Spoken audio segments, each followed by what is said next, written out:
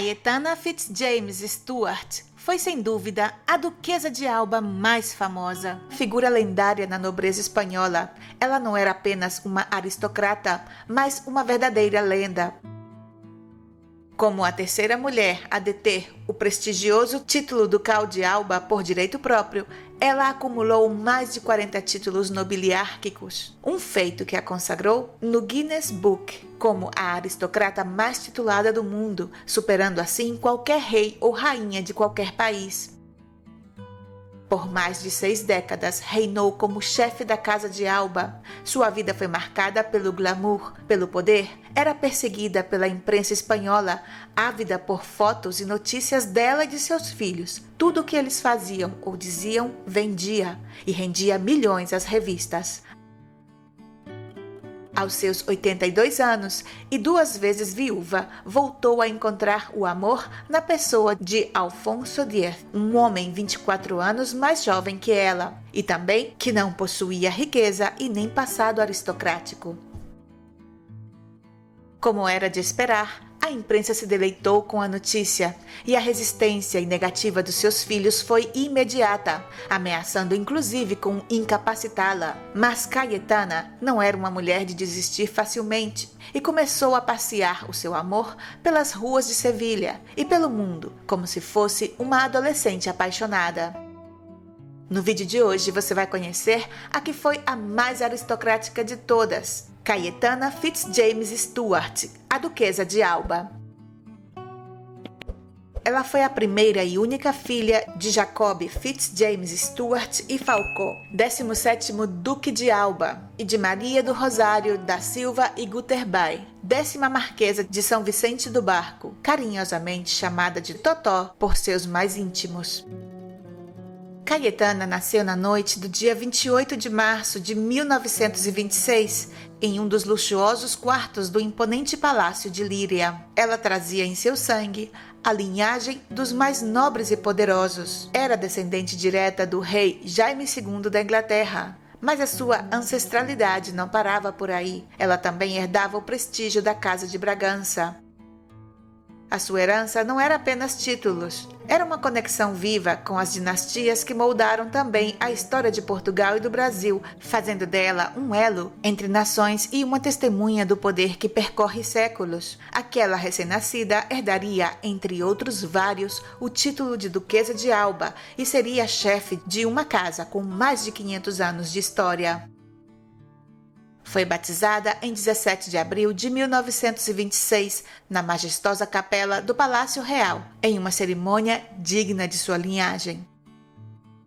Seus padrinhos foram ninguém menos que o rei espanhol Afonso XIII e sua esposa, Victoria Eugênia. Seu nome completo era um tributo à história e às devoções familiares. Maria do Rosário, como a sua mãe, Cayetana Afonsa, em homenagem a seu padrinho, Vitória Eugênia, por sua madrinha, Francisca, por causa da devoção do seu pai a São Francisco de Assis, Paula, Lourdes, Antônia, Josefa, Fausta, Rita, Castor, Doroteia e Santa Esperança.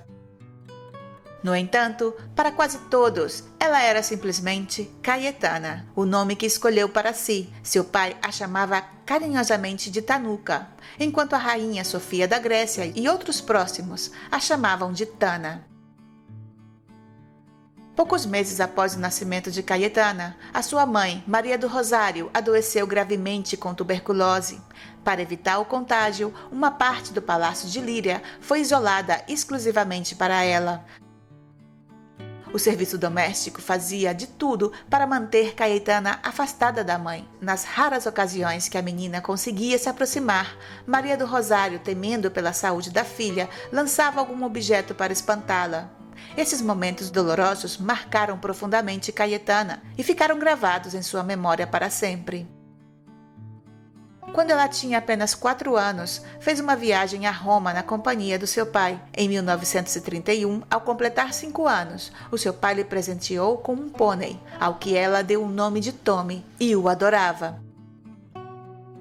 foi imortalizada em uma pintura ao lado do seu pônei pelo renomado pintor Inácio Zuloaga. Na pintura, o artista incluiu um novo e divertido personagem infantil, que até aquele momento era pouco conhecido, Mickey Mouse. Ela também teve seu busto esculpido por Mariano Benjuri, um dos mais importantes escultores da época. Em maio de 1931, apenas um mês após a proclamação da Segunda República na Espanha, o Duque de Alba decidiu enviar Cayetana para Paris. Lá, ela se hospedou no Hotel Príncipe de Gales, acompanhada de sua avó materna, a Duquesa de Híjar. Em 1933, ela e seu pai embarcaram em uma viagem ao Egito, uma experiência que certamente ampliou os horizontes da jovem herdeira. No entanto, a tragédia voltou a rondar a sua vida. Em 11 de janeiro de 1934, a sua mãe Maria do Rosário faleceu, deixando Cayetana órfã aos 8 anos. Poucos meses depois, em julho, Cayetana voltou a Madrid para fazer a sua primeira comunhão no oratório do Palácio de Líria, um evento que marcou um breve retorno à sua terra natal antes de voltar à capital francesa. Entre os anos de 1934 e 1936, ela estudou no Instituto da Assunção de Paris, onde completou 2 anos de sua educação. Quando a Guerra Civil estourou na Espanha em 1936, o Duque de Alba teve que deixar o Palácio de Líria, tomando a decisão de proteger seus tesouros mais preciosos. Os quadros foram cuidadosamente guardados nos cofres do Banco de Espanha. Os tapetes e tapeçarias foram enviados para a Real Fábrica de Tapices e os documentos valiosos da biblioteca foram mandados para a Embaixada Britânica em Madrid. Graças a essas medidas, grande parte do patrimônio foi preservada. O palácio ficou quase deserto, habitado apenas por uma empregada e seu marido. Mas em 17 de novembro de 1936, aviões alemães da Legião Condor bombardearam Madrid e o palácio foi atingido. Um incêndio tomou conta do 3º andar. E embora o fogo tenha sido controlado, a sorte do palácio estava selada. Soldados republicanos invadiram o local, saqueando o que restava e ateando fogo novamente. No final, o imponente edifício foi reduzido às suas 4 fachadas.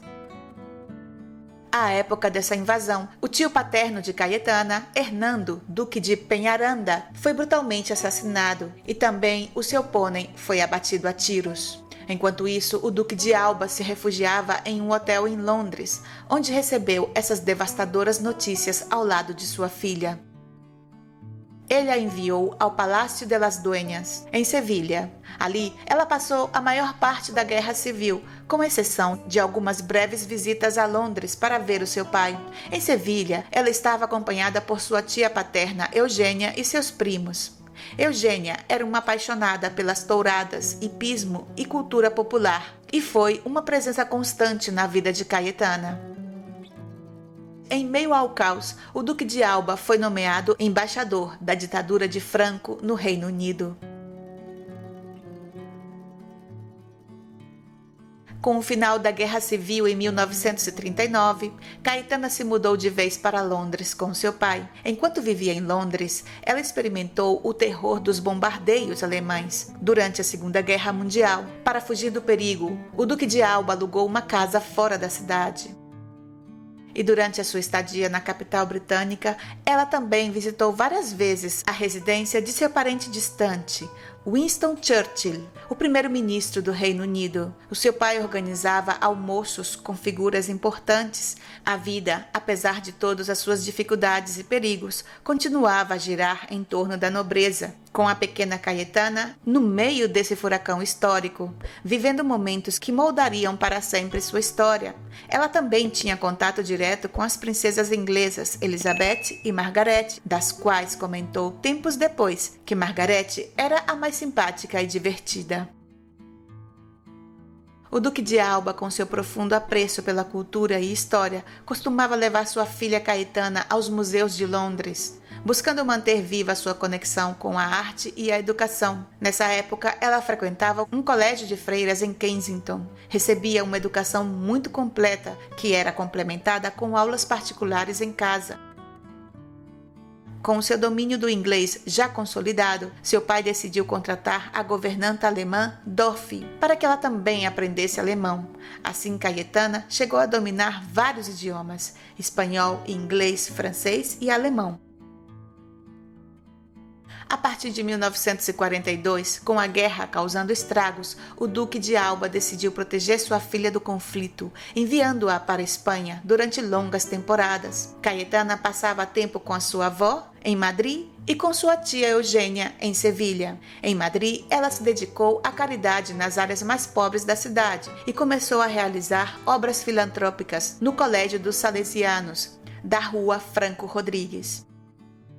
Em 27 de abril de 1943, ela fez a sua estreia na sociedade com uma grande celebração no Palácio de las Dueñas, em Sevilha. Franco, sempre atento às aparências, queria que a apresentação de Cayetana coincidisse com a da sua filha Carmen em um mesmo evento, mas o Duque de Alba recusou essa sugestão.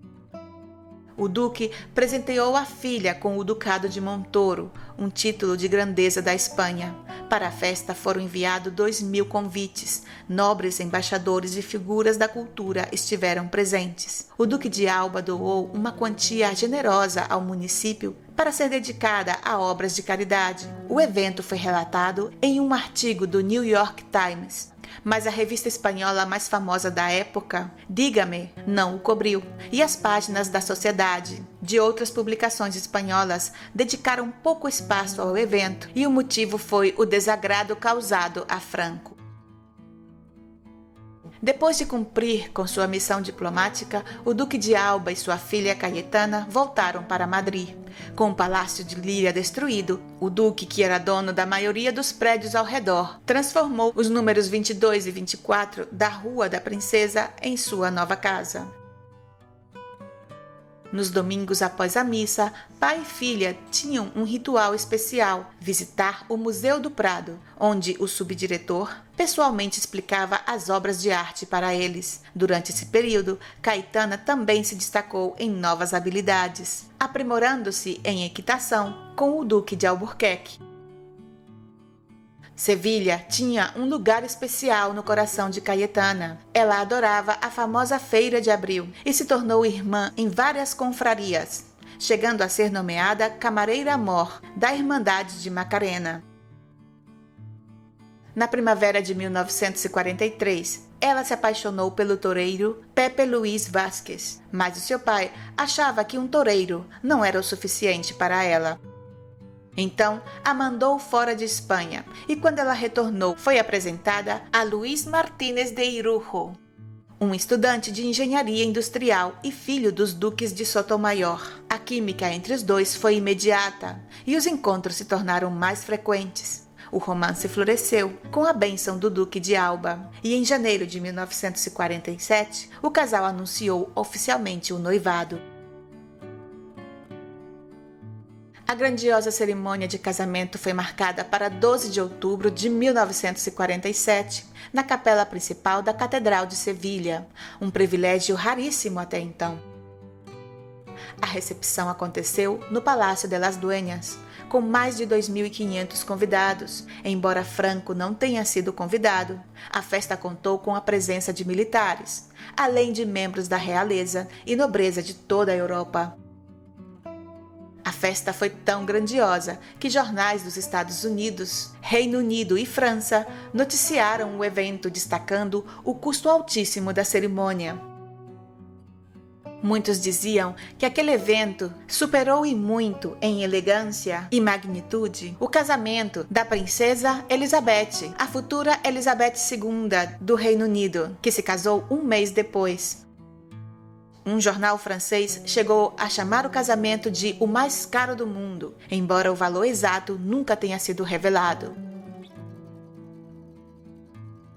A noiva usou uma tiara que havia sido presenteada por Napoleão III a Eugênia de Montijo. Para marcar a ocasião, o Duque de Alba financiou 1.000 refeições para os pobres, servidas pela Irmandade do Gran Poder, e doou 5.000 pesetas para cada uma das 9 noivas que se casaram naquele dia em Sevilha.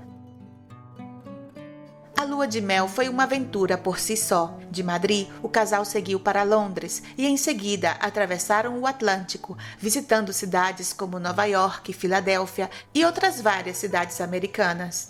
Em Los Angeles, o casal mergulhou no glamour de Hollywood, visitaram os bastidores da 20th Century Fox e Warner Brothers. Durante sua estadia, participaram de festas e jantares com grandes nomes do cinema como Walt Disney, Gary Cooper, Marilyn Monroe, Bing Crosby, Charlie Chaplin, entre outras estrelas da época. De volta a Madrid, em 19 de março de 1948, o casal se estabeleceu no número 22 da Rua da Princesa, enquanto o Duque de Alba, fiel à sua tradição, residia no número 24 daquela mesma rua. O outono de 1948 trouxe consigo uma alegria imensa e uma nova responsabilidade para a família. O nascimento do primeiro filho de Caetana e Luiz, um menino que recebeu o nome de Carlos.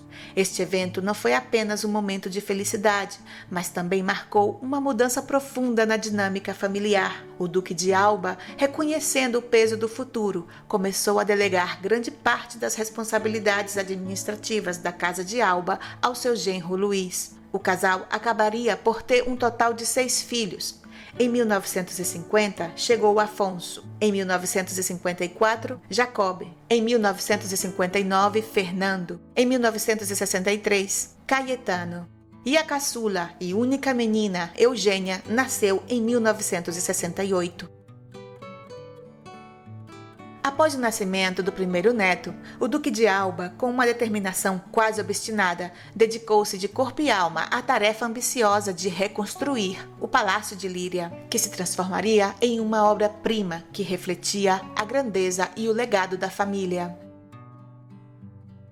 Luiz Martínez de Irujo, um homem de ação e visão, não apenas assumiu suas novas responsabilidades com determinação férrea, mas também mergulhou profundamente no aprimoramento das explorações agrárias da família. Sua dedicação não parou por aí. Ele trabalhou incansavelmente na preservação do vasto patrimônio histórico da Casa de Alba. Apesar das inúmeras responsabilidades que carregavam, o casal nunca abriu mão dos prazeres da vida. Em abril, a Feira de Sevilha se tornava um evento imperdível, onde a dupla se misturava com a alta sociedade andaluza.